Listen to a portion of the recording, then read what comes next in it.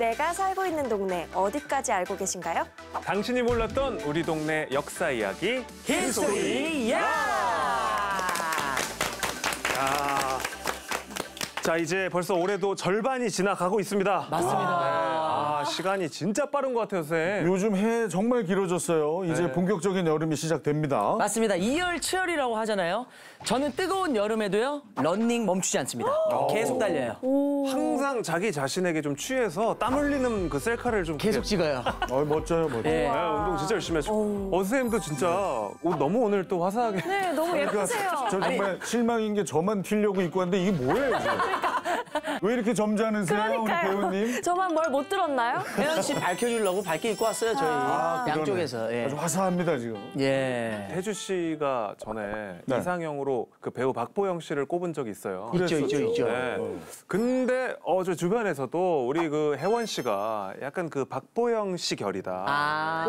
있어요. 하면서 이제 뭔가 약간 이 젊은 남녀가 러브 기류가 있지 않냐. 뭐 이런 이야기들 좀 하던데 어떻습니까? 일단 저 생각은 절대 저의 생각이 아닙니다. 저는 박보영 선배님을 정말 사랑하고요. 아니 뭐 태주 씨랑 엮이는 게 너무 기분 나쁘다는 말씀. 아니요, 그것은 또 전혀 아니고 또. 너무 좋죠? 아니, 사실 그런 얘기가 단 1도 안 나오거든요. 어디서 들으신 거예요, 도대체? 제가 다니는 생활 반경에 제가 다니는 뭐 크로스핏 박스라든지 거기에서. 사실은 아까 대기실은 나랑 둘이 얘기한 거예요. 우리 둘이 한번 파이팅 해보자. 우리가 그럴 수는 있죠. 또 그래서 이걸로 입고 왔어. 네. 둘이 핑크빛 만들어주려고. 핑크빛 기류 만들어주자고. 우리 혜원 씨는 그러면 어떤 분 좋아하시는지 모르겠어요. 이상형. 저요? 저는 발차기를 잘하는 남자? 발차기 잘하면 좋죠. 발차기 잘하고 덤블링 잘하고. 그리고 선한 사람 좋아해요. 오, 딱이네, 딱이야, 딱. 제가 선해요. 선하세요? 엄청 선하죠. 진짜요? 진짜, 예. 태주 씨는 저는 이제 뭐 귀엽고 착하신 분 좋아하죠. 딱이네, 딱이야. 제가 또 엄청 착해요.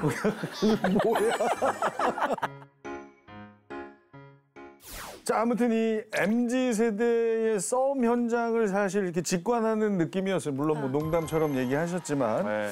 마침 오늘의 주제가 관련이 있습니다. 이 진짜요? 분위기와. 오호. 자, 주제와 관련된 노래 힌트를 준비했거든요. 예? 함께 들어보시죠.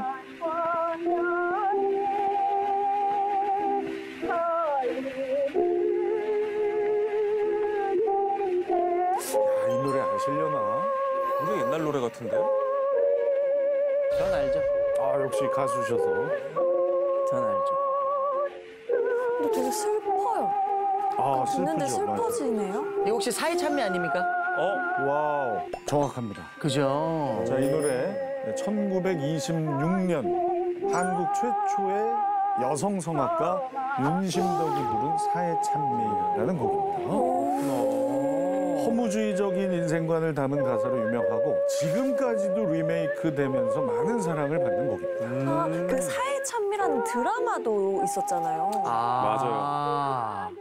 당시에 인기 스타였던 윤심덕은 극작가 김우진과의 동반 투신 사건으로 세간에 충격을 줬었죠. 그 이야기를 하기 전에 윤심덕이 어떤 인물이었는지를 간단히 설명해 드립니다. 네. 자, 윤심덕은 일제 강점기에 신식 교육을 받은 이른바 신여성이었는데요. 조선 총독부에서 주는 장학금을 받은 도쿄 음악학교의 첫 조선인 유학생이었습니다. 되게 우아하세요. 그러게요. 그러네요. 아니, 당시에 장학금을 받고 유학 갈 정도면은 진짜 음악적으로 재능이 엄청나게 뛰어났나 봐요. 그렇습니다. 윤심덕은요, 활달한 성격에 키가 크고 사진을 보셔서 아시겠지만 목이 아주 긴 서구형 외모였습니다. 그래서 유학생들과 아주 잘 어울렸다고 해요. 그렇구나. 1921년에 동경 유학생들로 이루어진 동호회의 공연에 참여하면서 그 공연의 연출을 맡은 극작가 김우진을 만나게 됩니다. 이렇게 커플이었구나. 와, 그러면은 두 분은 한눈에 반한 거예요? 그건 아니었습니다. 동호회 활동을 하는 동안 서서히 친한 사이가 되긴 했지만 연인으로 발전한 것은 몇 개월 후였다고 그래요. 당시 김우진은 이미 아내와 자녀가 있는 유부남이었고. 약간 비극의 느낌이 지금 좀 느껴지는데. 스물스물 올라오죠, 그 올라오네요, 냄새가. 이것도. 자, 이후에 1923년 유학을 마친 윤심덕, 우리나라 최초의 소프라노 성악가로 데뷔합니다. 네. 그런데 당시 성악 공연의 급여가 교통비 정도밖에 되질 않았어요. 그래서 성악가 활동만으로는 이 생계를 유지하기 어려웠습니다. 결국 윤심덕은 가족의 생활을 위해서 대중가수의 길을 걷게 됩니다. 속상함도 있었을 것 같고요, 그죠? 그랬을 수 있죠. 성악을 사랑했을 텐데. 네. 자, 그랬던 그녀가 마음의 위로를 받은 곳이 있었는데 그게 바로 김우진이었습니다. 자, 당시에 김우진은 귀국 후에 고향인 목포에서 지내고 있었는데 그녀가 경성에서 무려 26시간이나 걸리는 목포까지 찾아가서 김우진을 만났다고 그래요. 야, 이거 느낌이 스물스물 올라오는데 그때부터 그러면 두 사람이 연인이 된 겁니까? 자, 이 김우진의 상황이 또 특이한데 김우진 역시 애정 없는 결혼 생활 그리고 또 극작가의 길을 부모님이 반대해요. 그래서 갈등이 심했습니다. 너무나 힘든 시간을 보내고 있었는데 윤심덕을 만나게 된 거고 서로의 상처를 위로하다가 깊은 관계로 발전합니다. 그러던 어느 날 윤심덕이 한 재력가와의 결혼설에 휩싸이게 돼요. 자, 이 일화를 우리 서혜원 씨가 윤심덕, 조정식 씨가 김우진 역할을 맡아서 상황극으로 보여주시겠습니다. 결혼을 한다는 소문이 사실이요. 저라고 어쩔 수 있겠어요. 부모님이 빨리 결혼하라고 성화인걸요. 나를 사랑한다고 하지 않았소. 다 거짓이었던 것이오. 그건 아니에요. 하지만 당신은 이미 처자식이 있는 몸이잖아요. 자, 김우진을 마음에 두고 있던 윤심덕은 끝내 혼담을 거절하게 됩니다. 오. 자, 그로부터 한 달 후 윤심덕이 한 부자의 첩이 되었다는 루머에 또 휘말리게 돼요. 뭐야, 이게 덮친데 덮친 이게 거야? 왜 그랬냐면 동생의 미국 유학 자금을 마련하기 위해서 이용문이라는 인물의 도움을 받았거든요. 네. 그런데 그게 악성 소문으로 퍼지게 됩니다. 아이고.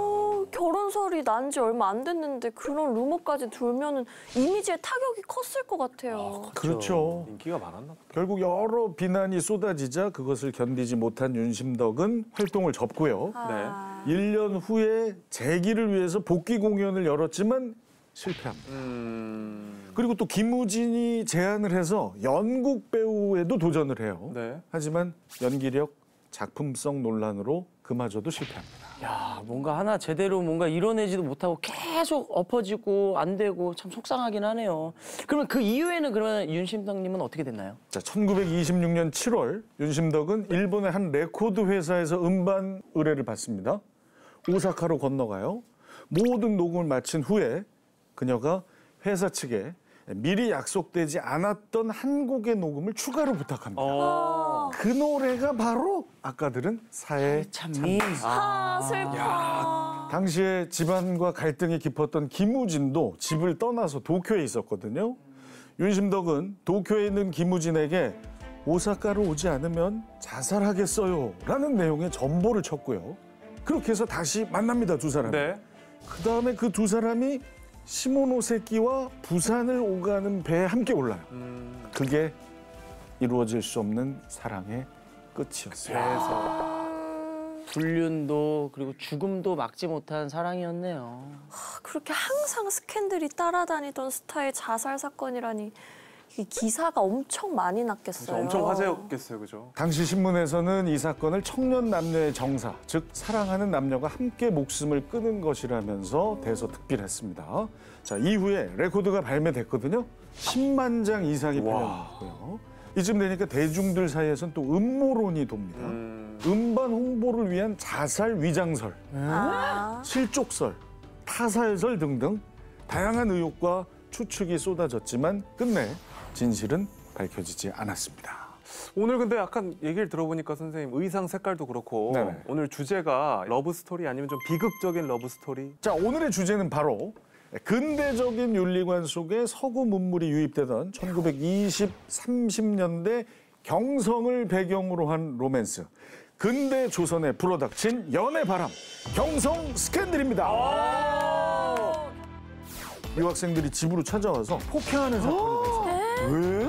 약을 먹은 후에 화장을 곱게 하고 완전 조선판 로미오와 줄리엣이에요. 한 여성은 목이 잘린 채 한 여성은 허리가 잘린 아이고, 채 어떡해.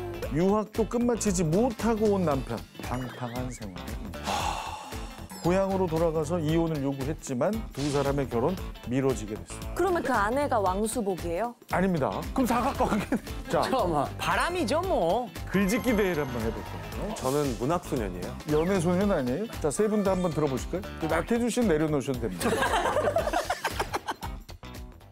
아니 사실 원래 남의 연애 스토리가 제일 재밌는 거예요. 저는 이제 별명 자체가 사랑박사 조박사. 오. 모던 걸 모던 보이란 말 들어봤어요, 조 박사? 변요한 씨랑 또 이병헌 씨 나왔던 그 드라마의 딱 그 느낌. 모던 걸 모던 보이는 1900년대 초반에 들어온 외국 문화를 적극적으로 수용해서 서양 의복을 입고요. 서구적인 사고와 가치관을 가진 남녀를 뜻합니다. 자, 대표적인 모던 걸 모던 보이로 화가 나혜석 시인 이상이 있어요. 야, 세련됐다. 네. 지금 봐도 진짜. 자, 모던 걸 모던 보이의 등장과 함께 자유연애라는 말도 등장을 하거든요. 자유연애. 우리나라 이 연애라는 말이 처음 등장한 게 혹시 언제인지 아세요? 약간 모던 걸 모던 보이 들어올 때 같이 들어왔을 것 같아요. 그러니까 자유연애. 맞아요, 맞아요. 1912년 매일신보에 연재된 소설 쌍옥루에 청년 남녀의 연애를 하는 것은 극히 신성한 일이라는 문장을 통해서 처음 등장합니다. 우와. 당시 우리나라는 보통 집안이 정해주는 사람하고 결혼을 했었잖아요. 그렇죠. 모던 걸 모던 보이의 등장과 함께 결혼에 관한 유교적 신분제적 억압에 반대하는 아하. 소위 자유연애가 유행하기 시작한 겁니다. 야, 그럼 오늘 이야기가 모던 걸 모던 보이랑 좀 관련이 있는 이야기인가 보네요. 맞습니다. 자, 제일 먼저 소개해드릴 이야기는 조선 팔도를 뒤흔든 최초의 정사 사건, 조선판 로미오와 줄리엣이라고 불리는 백만장자의 아들 장병천, 오. 기생 강명화의 러브 스토리입니다. 일단 강명화, 어린 시절 가난했던 집안을 살리기 위해서 기생이 됩니다. 강명화는 평양에서 아주 유명한 명무 명가였다고 합니다. 춤도 잘 추고 노래도 잘하는 17세가 되던 해 경성으로 옵니다. 절세 미녀 최고의 재기라는 극찬을 받으면서 그때부터 이름을 떨치기 시작합니다. 자, 이와 관련된 기록을 조정식 씨가 읽어주십시오. 네. 당시 경성 장안서 평양기생 강명화의 이름을 모르는 이가 없었다. 어글어글한 두 눈, 불이 붙는 듯한 분홍빛 입술, 빚은 듯한 상큼한 코, 수심과 한곡조와 뱃다라기 한마디는 평양 기생 중 으뜸 간다 하였다. 예쁜 외모에 노래까지 잘했으면 진짜 인기 많았겠어요. 넘버원이죠 뭐. 일단은 이때 틴트가 없는 시절인데 불이 붙는 듯한 분홍빛 입술, 야, 성형수술이 없는데 빚은 듯한 코. 상큼한이라고 적혀 있어요. 또 상큼한. 상큼한 코. 그러니까 기록에 이 정도 나올 정도 어마어마한 거예요. 이 강명화는 백만장자들은 물론이고요. 수많은 유명한 문인들이 또 이를 좋아했어요. 그러니까 뭐 그때 당시 셀럽들. 김동인, 감자, 나도향, 오. 현진건, 운수 좋은 날. 이런 분들이 다 그녀를 찾았고요. 그녀에게 구애하는 남자들이 끊이질 않았다고 합니다. 그랬겠죠. 하지만 강명화의 눈에는 어떤 남성도 눈에 차질 않았어요. 그런데 1920년 여름 운명적인 상대를 만납니다. 정답. 장병천. 아까 얘기했잖아요. 이 두 사람이 이곳에서 처음 만나는데 바로 서울 종로구에 있었던 조선 최초의 근대식 음식점 명월관입니다. 명월관. 자, 이제 장명천을 좀 자세히 설명해 드립니다. 네. 대구 갑부의 아들이에요. 그리고 도쿄 유학생입니다. 와. 여름방학이 끝나고 도쿄로 돌아가기 전에 경성에 잠깐 들러서 친구들하고 송별연을 가졌는데요. 그 자리에 강명화가 나타납니다. 와우. 두 사람의 첫 만남 이야기를 우리 혜원 씨가 강명화, 태주 씨가 장병천, 그리고 정식 씨가 친구 역할. 상황극으로 표현하겠습니다. 우리 다시 만날 수 있을까? 선생님은 오늘 밤차로 떠나신다면서요. 정말 떠나고 싶지가 않네. 그럼 내가 도쿄에 가서 편지를 하면 답장을 줄 수 있겠어? 그럼요. 선생님 공부에 방해만 안 된다면. 방해가 엄청 들지. 네, 도쿄에 가면 꼭 편지하겠소. 조심해서 가게 친구. 다음에 또 보자고. 그래. 자네도 잘 가게. 정말 떠나고 싶지 않군. 명호야! 명호야! 이 밤중에 대체 누구요? 나요. 장병천이요. 선생님께서 어떻게 여기에? 그대가 보고 싶어서 다시 돌아왔어. 자, 그렇게 일본행을 포기한 장병천은 친구에게 편지를 써서 휴학을 하고요. 매달 집에서 보내오는 돈은 강명화의 집으로 보내달라고 부탁을 한 후에 우와. 그녀와 동거를 시작합니다. 그러면은 장병천의 아버지가 가만히 있지 않았을 것 같은데요? 당연하죠. 사랑하는 사람이 생긴 강명화도 일을 쉬는 날이 많아졌고 그녀에게 남자가 생겼다는 소문이 파대하게 퍼져나가서 결국 장병천의 아버지인 장길상의 귀에 들어갑니다. 헐. 아빠는 리얼 조선시대 사람이야.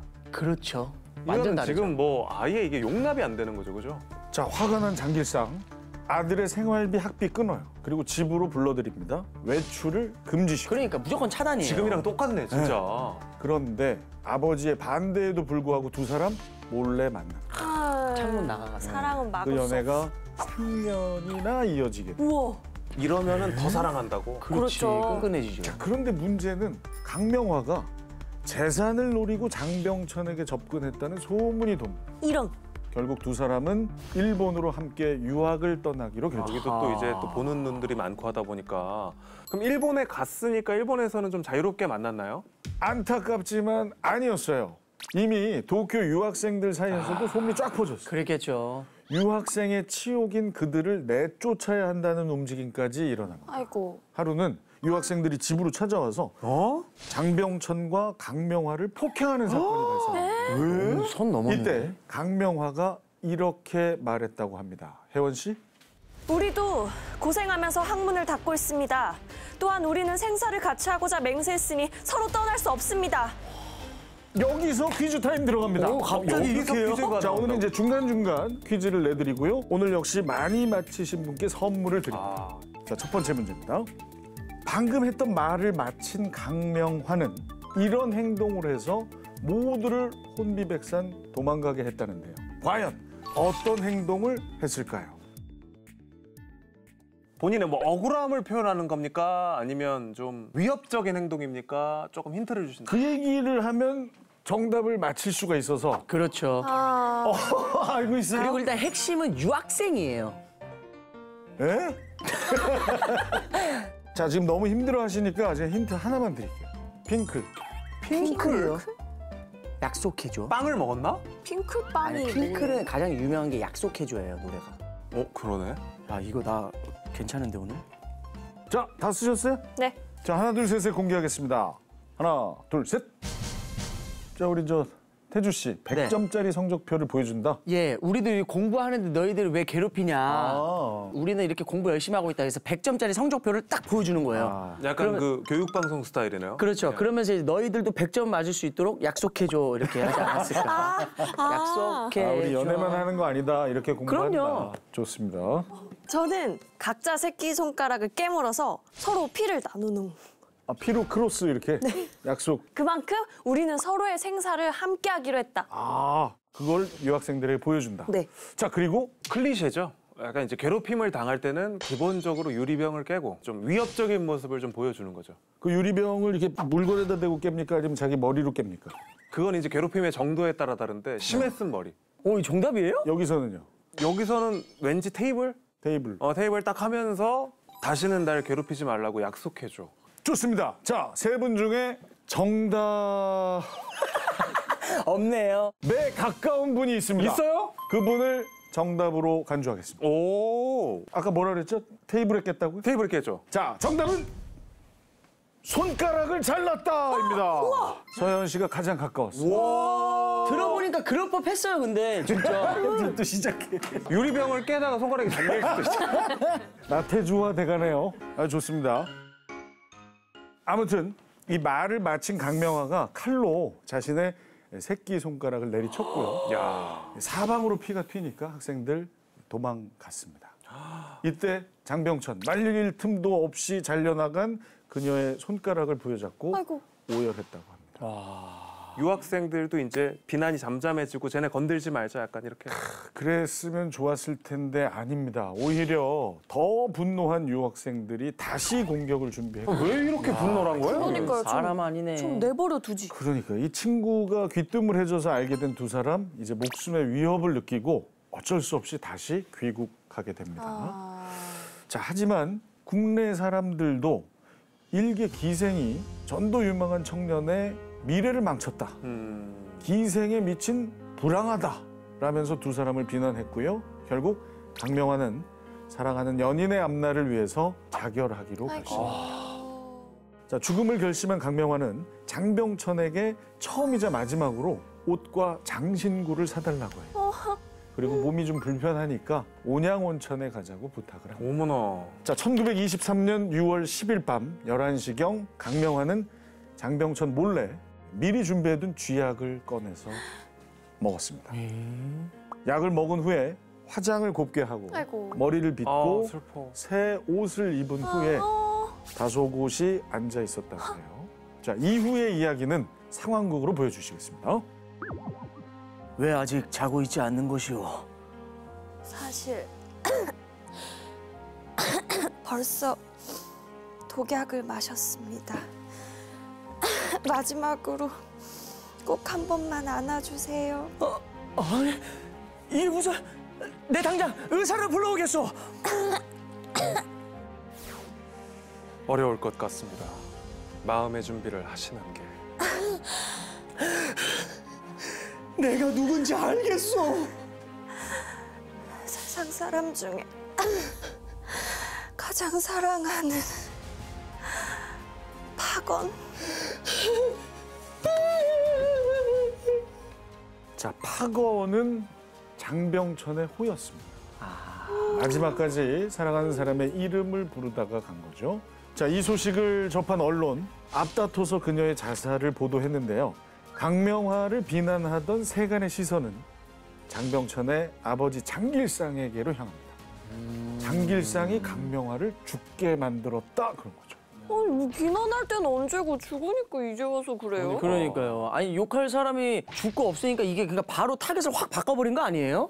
자, 이 비난을 의식한 장길상은 제문을 지어서 빈소를 찾았고요. 발인 때는 7대의 자동차를 동원해서 운구 행렬을 치러줬습니다. 아이고. 죽어서야 장길상에게 대접을 받은 겁니다. 아니 좀 진작에 이렇게 사랑을 좀 인정해줬으면 좋았을 텐데. 그럼 이후에 장병천은 어떻게 됐습니까? 장병천 상실감, 무력감으로 점점 초췌해지다가 나는 죽을 수밖에 없다. 죽으면 강명화와 합장해달라는 말을 입버릇처럼 해왔다고 하는데요. 결국 그해 10월 강명화가 했던 것처럼 똑같이 쥐약을 먹고 세상을 떠납니다. 완전 조선판 로미오와 줄리엣이에요. 그러니까 진짜 플롯이 너무 비슷해요. 그렇죠. 이 강명화와 장병천의 정사 사건이 알려진 후에 두 사람을 소재로 한 소설 영화가 끊이질 않았거든요. 일본인 감독 하야가와는 실제 기생을 캐스팅해서 영화 비련의 곡을 제작했고요. 강명화전, 강명화 실기 등 소설도 출간되어서 두 사람의 이야기는 경성을 넘어서 조선 팔도를 뒤흔든 최초의 정사 사건으로 남게 된 겁니다. 자, 이 사건 후에 젊은 사람들의 자유연애에 대한 열망이 뜨거워져 갔고요. 한편으로는 사랑을 위해서 목숨도 버릴 수 있어야 한다는 풍조가 유행하기 시작했다고 합니다. 네. 자, 여기서 잠깐